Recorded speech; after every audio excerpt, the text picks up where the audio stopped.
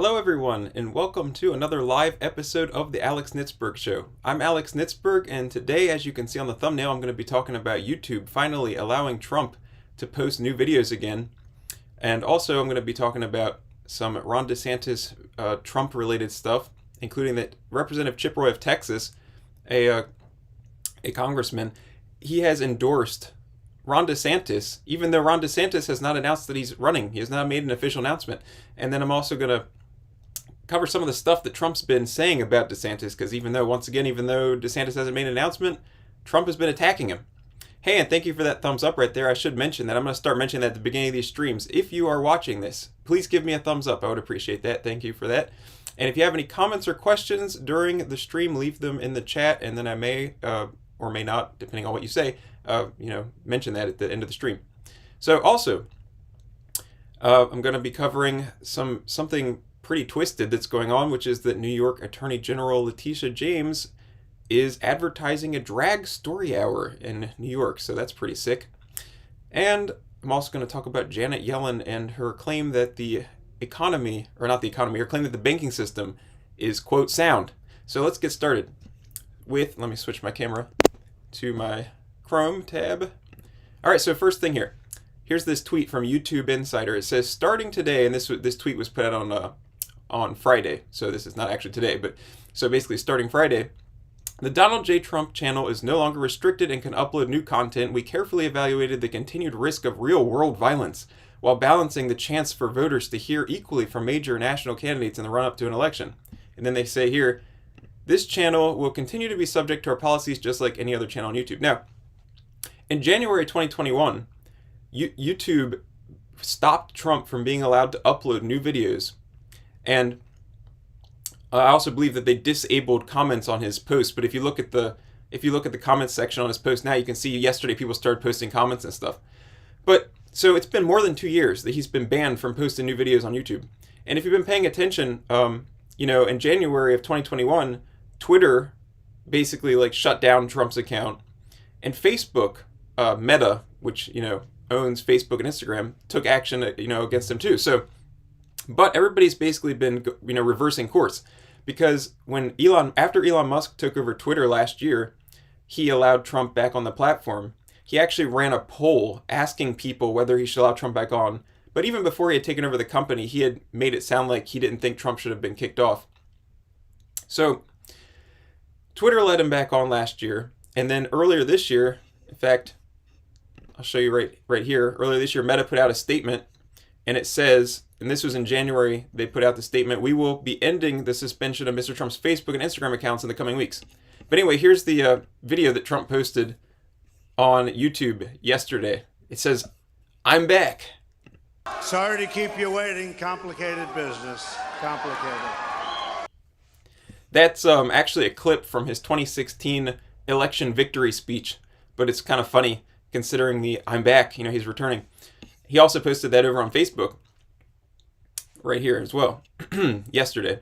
So, but like I mentioned, the Facebook announcement that they were going to let him back on, that they announced in January that they said in the coming weeks they're going to be letting him. Now, he hasn't posted anything on Instagram, even though he could apparently post stuff there.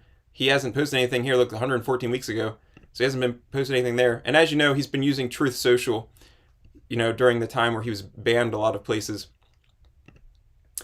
Here it is on Twitter. He hasn't posted any tweets since 2021, even since he's been reinstated. Now, next topic. GOP Representative Chip Roy of Texas has put out a statement endorsing Florida Governor Ron DeSantis for president, even though DeSantis is not technically running. Now, yeah, he hasn't announced. Everybody, for the most part, I think he's widely expected to announce in the coming months. I expect that he probably will. And like I've said many times on this show, I think that DeSantis is probably the only Republican figure who can even mount a realistic challenge to Trump, because so far we've got Nikki Haley has announced, Vivek Ramaswamy has announced. I don't think either of them have a chance against Trump. But so here's the statement. Chip Roy said here, and I'm not going to read you this whole entire thing, but he said, America needs a leader who will truly defend her and empower the people against the destructive force of unrestrained government and corporate excess, profligate spending, and woke cultural indoctrination. That leader is Florida Governor Ron DeSantis. And if you skip down here a little bit, he said, America has been built upon and defined by the sacrifices of one generation for the next. When Republicans choose our 2024 presidential nominee, whom I intend to support against Joe Biden or any other Democrat candidate, I believe it's time for a new generation of leadership. It's time for younger but proven leadership to offer America 8 solid years of transformational change. It's time for Ron DeSantis to be president of the United States. So he's out there early. And of course, Trump has already Trump's been attacking DeSantis for months now. He's been calling him DeSanctimonious. He's called him DeSanctus. And look, he put out this Truth Social post earlier this month. Says Florida was doing great for many years, long before Ron DeSantis got there. The sunshine and ocean are wonderful things to have. And also, he put out a video basically saying that. For those of you that didn't notice, Florida was doing great long before Ron DeSantis got there. People are fleeing from New York to Florida and other places because of high taxes and out-of-control crime. It's really bad. Not because of the governor. Thank you, Mr. President, for doing that. But it's not because of the governor. Florida was doing fantastically. You had a governor named Rick Scott who did a very good job. Even Charlie Crist, a Democrat, did a good job, and he had very good numbers. Sunshine and ocean are very alluring. It's not too hard to work with those factors. So just remember, Florida was doing really well long before Ron DeSantis got there. And you heard him mention Charlie Crist there. Now, Charlie Crist is the Democrat who DeSantis just defeated during Florida's 2022 gubernatorial contest. Crist was the governor of Florida in the past. Now, he entered office. When he entered office as governor, he was actually a Republican. He was elected as a Republican. And then I believe he ended up running for, when he ran for Senate while he was still a governor. And he lost to Marco Rubio. And I believe he was running as an independent. And then later, I believe after he left office, he became a Democrat. And he's still a Democrat today.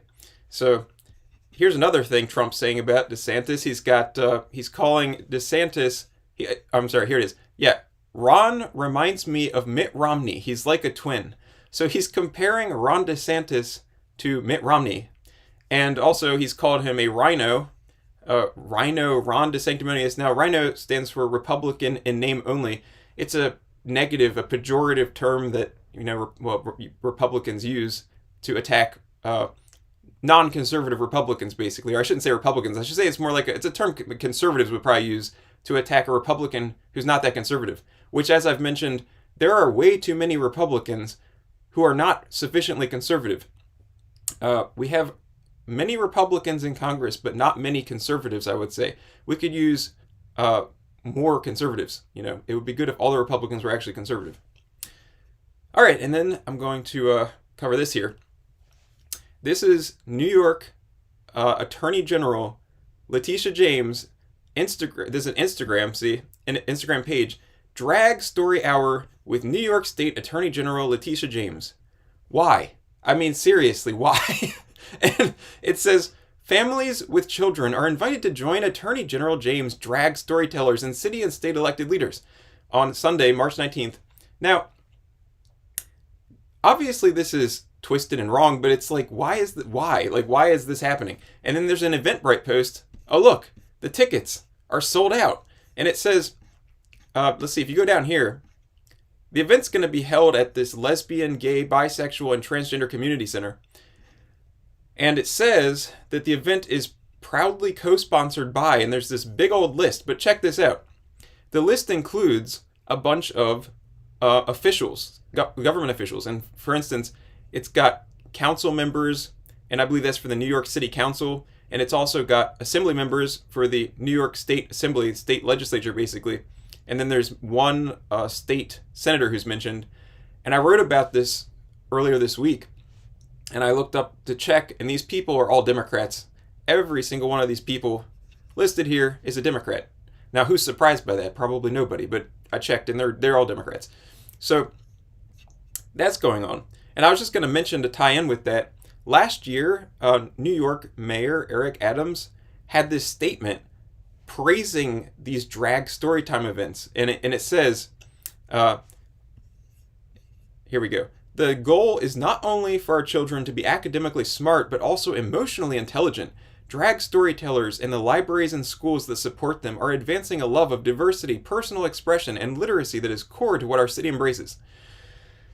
Well, you know, that kind of proves, was it Ted Cruz who kind of made headlines back maybe, you know, years ago for saying New York values? Well, apparently there is such a thing as New York values, and they're not good, according to what our city embraces. But anyway, yeah, so that's going on. Also, I didn't put up a tab here, but Chaya Raichik, the woman who's behind the creation of Libs of TikTok, that Twitter account that puts out stuff exposing this, you know, the musings of the radical left and that sort of thing, and also a lot of time exposing the drag and, you know, all that kind of stuff. She is going to be having a counter sort of story time at the same time in New York, at a different location. But she wrote a children's book, and she's going to be there with, I believe it's the founder of Brave Books as well. So anyway, they're going to have sort of a counter event in New York at the same time on the same day as this is going on. All right, and then there's this over here. Treasury Secretary Janet Yellen, you know, after the banks have collapsed, is testifying, speaking before this Senate committee. Did I write down what it was here? It was anyway, earlier this week it was a committee, and she says that the banking system is sound. Here's that.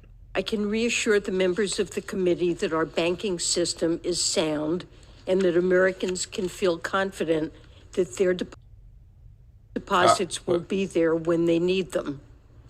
This week's actions demonstrate our resolute commitment to ensure that our financial system remains strong and that depositors' savings remain safe. Okay, so you can see here, this is from my own video. I made this video earlier this week. And what I said there is that reminds me of this old sketch by Clarke and Dawe, John Clarke and Brian Dawe. They are Australian guys.